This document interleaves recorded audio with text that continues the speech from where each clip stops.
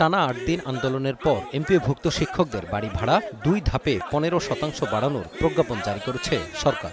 দাবি পূরণ হওয়ায় শিক্ষকদের মুখে বিজয়ের হাসি। বাড়ি ভাড়া বৃদ্ধির সরকারের সিদ্ধান্তকে স্বাগত জানিয়ে উল্লাসে মেতেছেন এমপিওভুক্ত শিক্ষকরা। মোট বেতনের ১৫% বাড়ি ভাড়া বৃদ্ধি, ১৫০০ টাকা চিকিৎসা ভাতা সহ ৩ দফা দাবিতে ১ সপ্তাহ ধরে শহীদ মিনারে আন্দোলন করছিলেন শিক্ষক কর্মচারীরা। সব দাবি পূরণ না হলেও বাড়ি ভাড়া বৃদ্ধির সরকারের সিদ্ধান্তে সন্তুষ্টি প্রকাশ করেছেন তারা। এটা মেনে নিয়েছে, প্রজ্ঞাপন দিয়ে দিয়েছে, আমরা খুশি হয়েছি। কিন্তু বাকি দাবিগুলো যদি মেনে নিত তাহলে আমরা আরো প্রাণ থেকে আরো বেশি খুশি হতাম। অন্তর্বর্তীকালীন সরকার আমাদের দাবিটা মেনেছে, এজন্য শুকরিয়া আদায় আল্লাহ দরবার আলহামদুলিল্লাহ।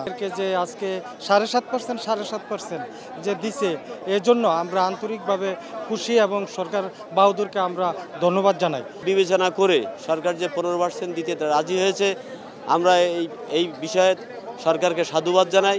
সচিবালয়ের শিক্ষা উপদেষ্টার সঙ্গে বৈঠকের পর আন্দোলনের প্রধান সমন্বয়ক দেলোয়ার হোসেন আজিজি শহীদ মিনারে আন্দোলনরত শিক্ষকদের বলেন, সরকার তাদের দাবি মেনে নিয়ে ১৫% বাড়ি ভাড়া বাড়িয়েছেন। আন্দোলন প্রত্যাহার করে ক্লাসে ফেরার ঘোষণাও দেন তিনি। কথা দিয়েছিলাম যে প্রজ্ঞাপন ছাড়া আমরা যাব না, বলছিলাম কিনা? এই যে দেখেন প্রজ্ঞাপন হাতে নিয়েছি, আমাদের একটা বড় বিজয় আমি মনে করি যে আমরা আন্দোলন করেছি, আন্দোলন করে সফল হয়ে প্রজ্ঞাপন নিয়ে বাড়ি যাচ্ছে আলহামদুলিল্লাহ। দেলোয়ার হোসেন বলেন, আন্দোলন চলাকালে ৮ দিন তারা শিক্ষা কার্যক্রমে অংশ নিতে পারেননি, তাই ক্ষতি পুষিয়ে নিতে বার্ষিক পরীক্ষার আগ পর্যন্ত প্রতি শনিবার শিক্ষা প্রতিষ্ঠান খোলা রাখবেন তারা। প্রায় ১ সপ্তাহেরও বেশি সময় ধরে শহীদ মিনারে আন্দোলনরত শিক্ষকরা অবশেষে বিজয়ের বেশে বাড়ি ফিরছেন। সবার চোখে মুখেই ছিল যেন বিজয়ের উল্লাস।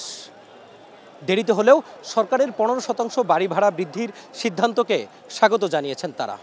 শিক্ষকরা বলছেন, এবার তাদের শ্রেণীকক্ষে ফেরার পালা। শহীদ মিনার থেকে মাঝহারুল ইসলাম, স্টার নিউজ, ঢাকা।